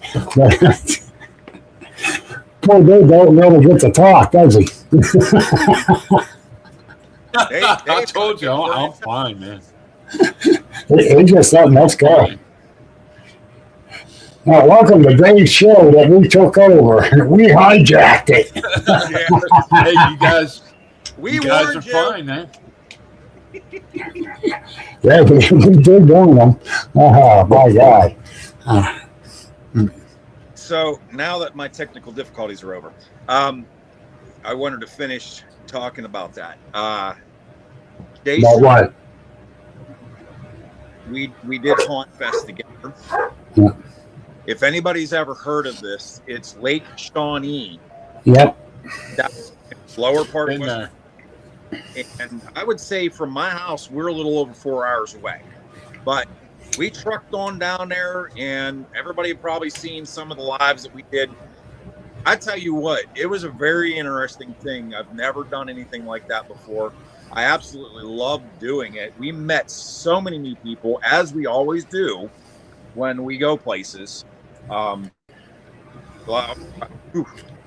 wasn't long after that we got notification that the one building burnt down after that event happened. We don't know 100% Yes. what that was from, but it is haunted grounds. So that was one groundbreaking. You're breaking up, Ron. What's that? You're breaking up. I didn't hear what you said. Tell him again, Dave. You were breaking up. Okay, can you hear me now? Yes. Oh, Okay. Yeah, that's perfect. Yeah, I feel like I'm a Verizon commercial. Can you hear me now? Yeah. So that was Saturday. We did that, and we trucked on home after that event was over to get back here to Pennsylvania to do the Bigfoot and Paranormal Town Hall meeting at the haunted Brownsville Nemacolin Castle. That was so much fun. I loved being able to put off stuff of my own. Christy jumped up on stage and told some of her stories. I'm very proud of her for that. We had a bunch of our friends show up, County Bigfoot researchers. A lot of them showed up. It was very nice. Well, so, coming can I say something about that? I got to say something about that. Yeah, go ahead. Fred and I talked about it, and he goes, Ron did something that really impressed me. I went, oh, yeah?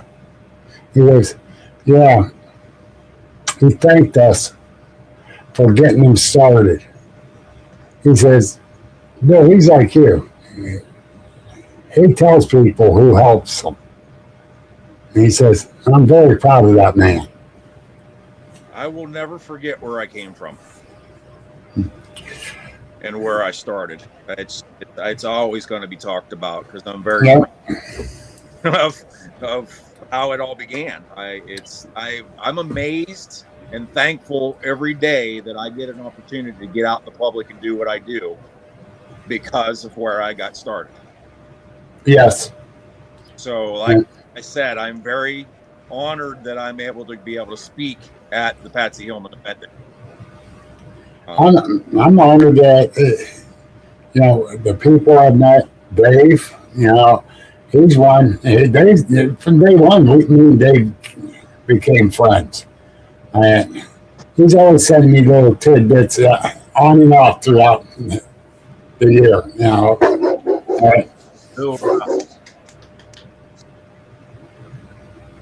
I'm letting him speak.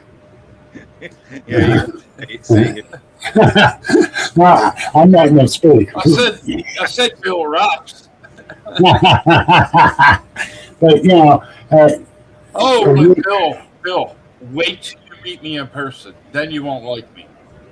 That's true. Okay, Festus. I'm a lot different in person. Yeah, Uncle Fester.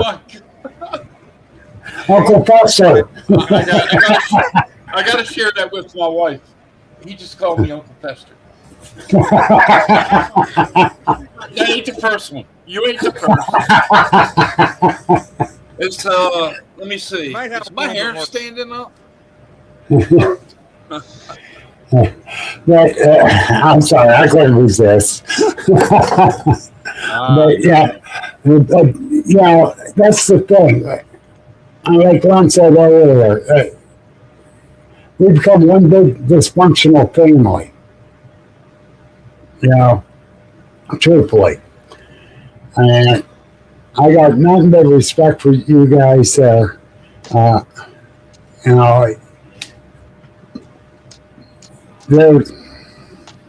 There's too many to speak of that I became good friends with. Oh my gosh. Danny. Right. Danny right there. I never met him in person yet, but we became good friends. I became friends with Dan like that because he was in my wedding. Yeah, he covered for my ass. Yeah. He's like, hey, can I add somebody in? I'm like, sure. He's going to cover Bill and we met after the wedding because I had no opportunity to meet him before the wedding. And I'm very thankful that he was there for us. He had a blast. He told me. But that's the thing. We meet some really awesome people out here. Yes. We really do. And I'm very thankful for that. And, family's not always blood. And I'm thankful for the ones I got to know and meet and got close to. Here soon I will be seeing Danny in person. I'm making sure of that one. June 13th. What is that one? I'm hosting a town hall meeting at Flatwood. At Flatwood? Yes. We'll see. Okay.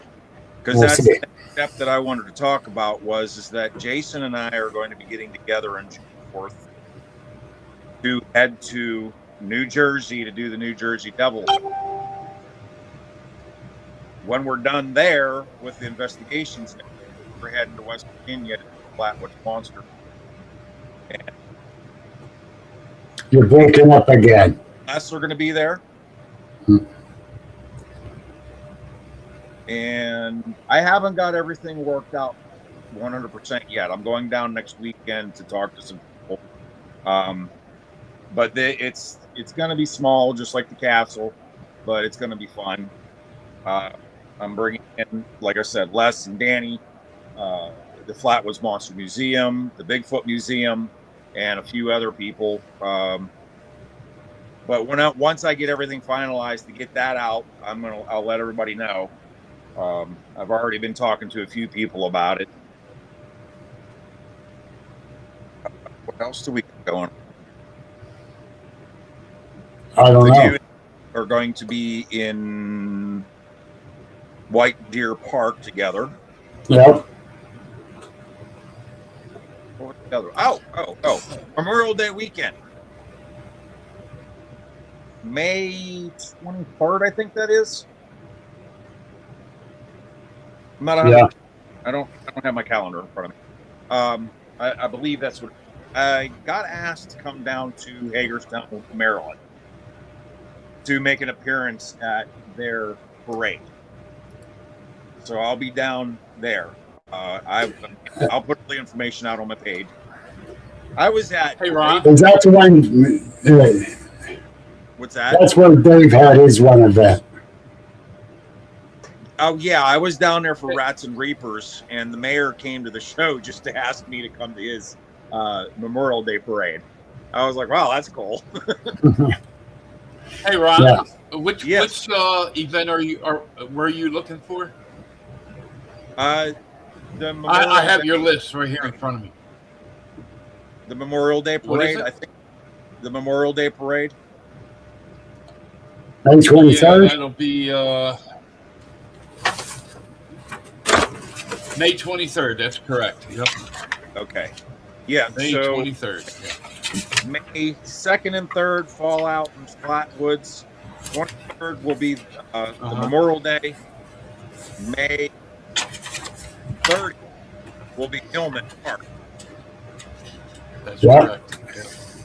June, New Jersey Devil, Flatwoods. Okay. October, there's something new. It's a new event that's happening. Richard, I'm going to say his name wrong. McKendall.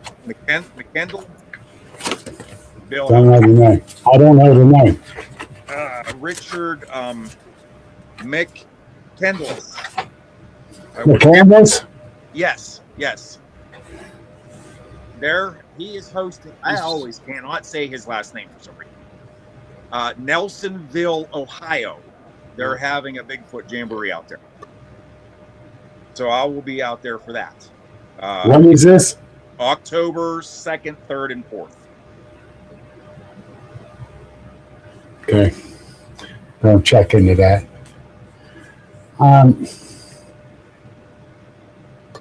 I put an application in, so my availabilities might be limited, especially in October if I get the position. Well, they definitely need vendors. I do believe he said that they have their speakers taken care of. Obviously, I'll be entertainment.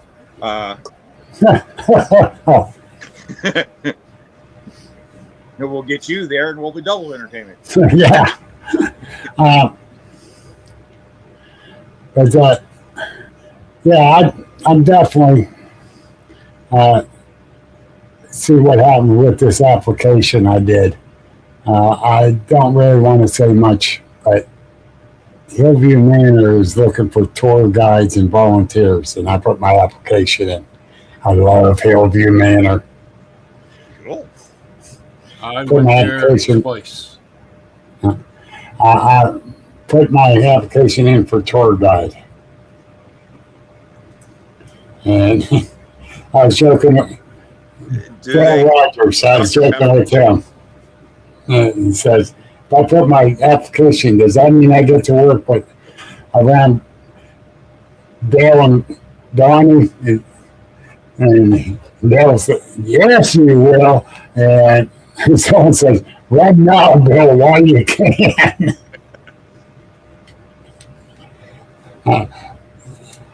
Avoid the risk. I always run to risky business. But yeah, I don't know. I don't know if they're really looking for wine or not, but I'll put my name in for it. And So, which campouts are you doing this year? I don't know yet. I'm not planning any. I'm not. I can't until that's health gets better because I can't just say yes. We're doing a week-long camp out, and she needs me here. Oh my goodness, Kurt! My condolences, my man. I'm glad to see you out here, though. But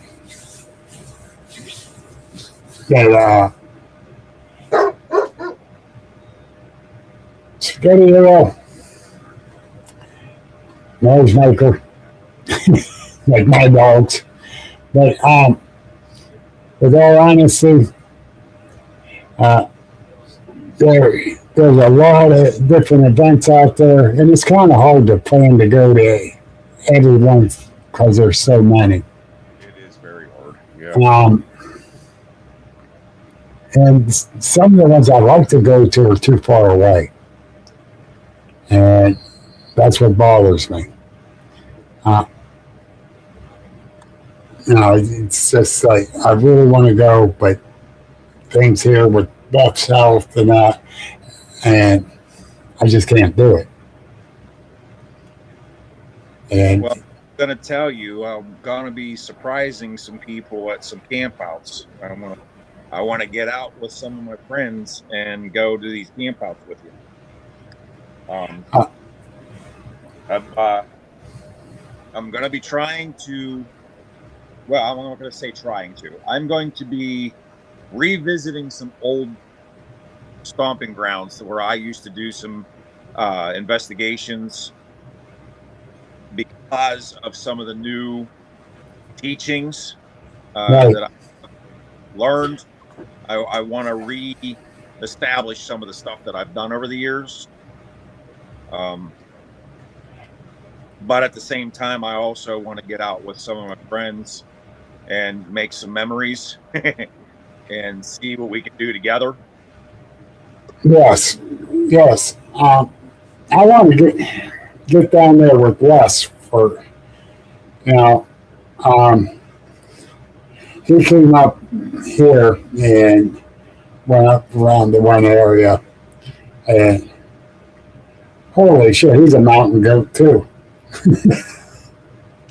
Yeah, I've seen his and Danny's stuff. They always take Mason or I can't remember the other boys' names, but he always takes his kids with him. I like seeing their stuff that they do, and I know he came up here one night years ago, a couple years ago.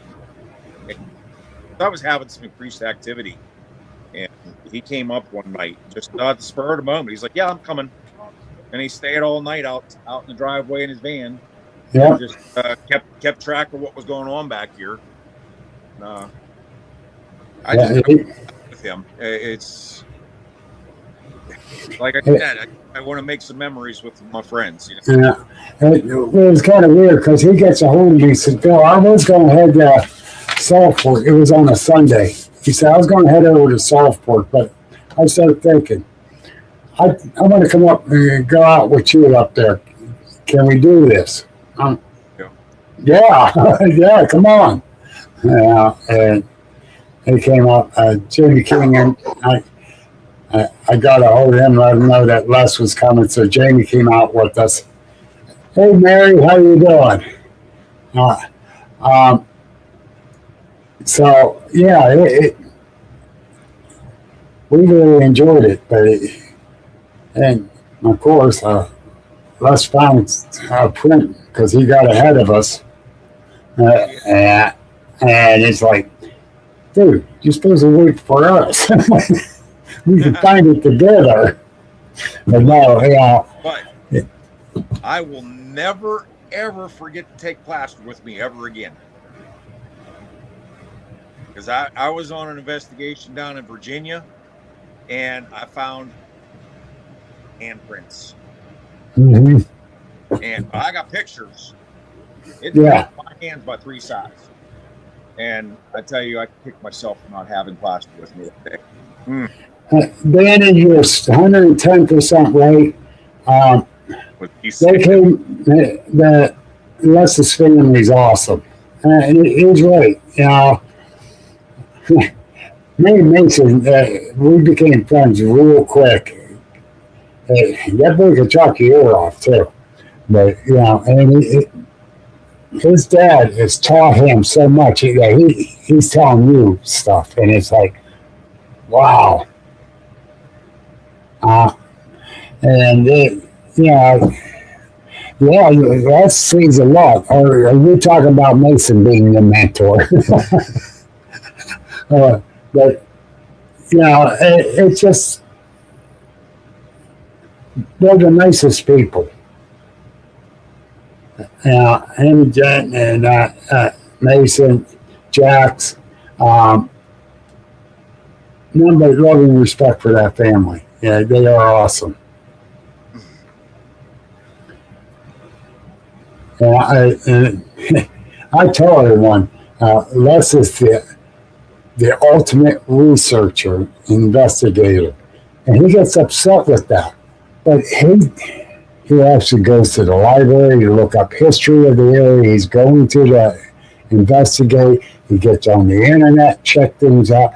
He'll go there, and I mean, he investigates it hard, and it's just crazy how great he is at what he does. You know, he wants to know the history of the places and everything. And there's a lot of researchers that need to follow in his footsteps. And I'm being dead honest. And being Danny's mentor, that Danny's going to be just like him on the way he researches. So I know that for a fact. So, Hey, you said that he talks your ear off? what? You said he talked your ear off? Mason, yeah. Mason does. Okay, I was saying you're not talking about Les. Oh, hell no. No. Did you did you buy his lemonade? His lemonade. I believe I did. I believe I did. Yeah. Mason has a lemonade stand. Yeah. Actually, I think he was selling it at that event name Ron was at down in Cheat Lake, wasn't he? Yes. And I ended up, Pepper. I bought his lemonade and gave it to someone else because I don't drink lemonade. Never cared for it. Yeah, Bill has Dr. Pepper intravenous. He's got right into the vein. Yep. Now, the reason why I said that about Les is because I remember when he asked me to do the Sutton event, he was like, yeah, I don't like talking in front of people, so could you introduce Dr. Mildrum? But I tell you, when you're one-on-one with him, he will... Oh, yeah. But getting up and talking in front of people, that's not his forte. No. I learned that real quick. Danny's right. The knowledge is in that head of his. It's totally amazing and astounding. But anyhow, I've been at this for over 2 hours, Dave, and I got to go down and check on the wife. Okay. Yeah, I'm gonna. So, Bill, let's do this. Let me get back here first. Tell everybody where they can reach you, and I'm right here. You can go to me on Facebook, Bill Rigby, on my Facebook page. I got the Agents of the Unexplained group page and podcast page. Or you find me on Facebook, my phone number's there too because of the agents. I'm not that hard to get a hold of. Leave me a message if you want to talk to me about sightings or experiences or just BS. You know, I'm down with that. You can't, man, I'm starting to sound like Dave now. No one of you's letting us talk. Wednesday night at 7:00 is my podcast. It'll be on the Agents of Dan Explained Facebook podcast page and on the YouTube, Agents of Dan Explained YouTube. All right. So check it out. I got great lineup. Go ahead, Dave. Bill, I'm sorry, go ahead. No, I was waiting on you. Go ahead. Yeah, I was waiting on you. I was going to cut you off again. No. Anytime you have something you want to post, you want me to post or share for you, please send it over to me and I'll take care of it. Yeah. And Mary, yes, I know. I had to take a drink of Dr. Pepper. All right. Reminder for everybody, January 31st, Ryder's Restaurant in New Wellington, PA is a remembrance type / memorial thing for Fred Saluga. Myself and Mary Fabian's putting her on. Fred's been a good friend to both of us. You know, this one hit Mary hard too. But yeah, we're doing it together. Out of the respect for Fred and the love for the man, I hope to see everyone there.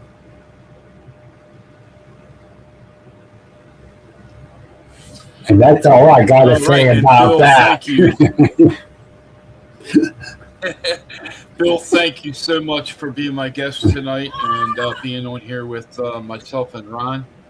And Mary says, take a drink of Dr. Pepper. There you go. Yes, I almost out of this, but I have to get another one. But thank you, Dave, for on. It's good being out here with you again. Everyone, thanks for seeing you out here in the audience. You all have a great evening. Stay warm, stay safe.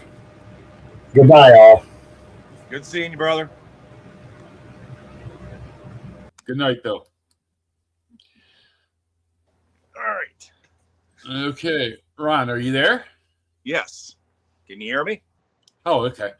Yeah, I didn't hear you there for a second. Yeah, I also want to thank you for being the guest tonight. Is there anything we left out that you would like to throw in there? It's something that I always do. I just want to remind everybody to always believe in themselves. If you ever have any thoughts of ending your days, this is something my grandfather always said, is the sun will always rise again tomorrow. So just give it another day and things can change for you. So always look up for that brighterest light in the sky, buddy. You know, I can always say things, but it always starts with you. You have to remind yourself that you are the one that can control anything that happens with your future. So just like I have tattooed on my arm to remind myself is believe in yourself. And that's how I end my speeches. I just, again, I want to go back to those platforms. I want to remind everybody that, like Bill, with his platforms, to reach out to him, reach out to me, just follow us, see where we're going to be, come say hello, and just don't be afraid to sit down and talk with us, whether you have something going on that you need help and need to talk to with us. Awesome. Or possibly that you've had a sighting that you're unsure about. A lot of us have been through more than just what we talk about on the podcasts or at our speeches. I have been experienced a lot of different things in the past couple of years that I've never experienced before, whether it's social interaction with people or different things that happens in the woods. So just because I'm a Bigfoot researcher doesn't mean that other things don't come at me. So it's going to happen. You never know when it's going to happen. So, definitely find somebody, some platform somewhere, reach out to them. I'm always here. Again, Ron Howes, Biker Bigfoot, Believe in Yourself, Fight Against PTSD. Those are my platforms. I'm working on releasing something else new this year. I don't want to say a whole lot about it, but just look for some things that are going to be happening this year. If if you're following my pages, you will see when that launches.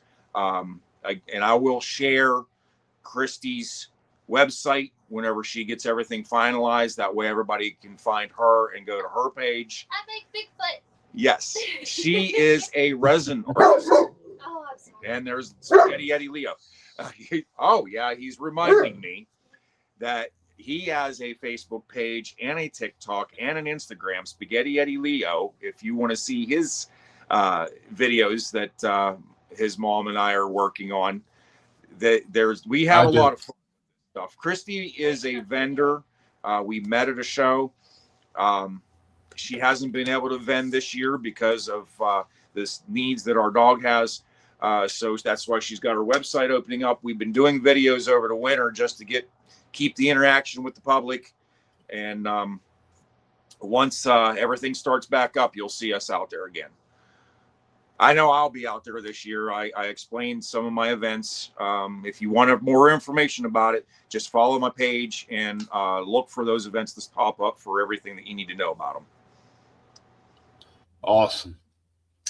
Well, Ron, I thank you for being on tonight, and I'd like to have you come back. Absolutely. And,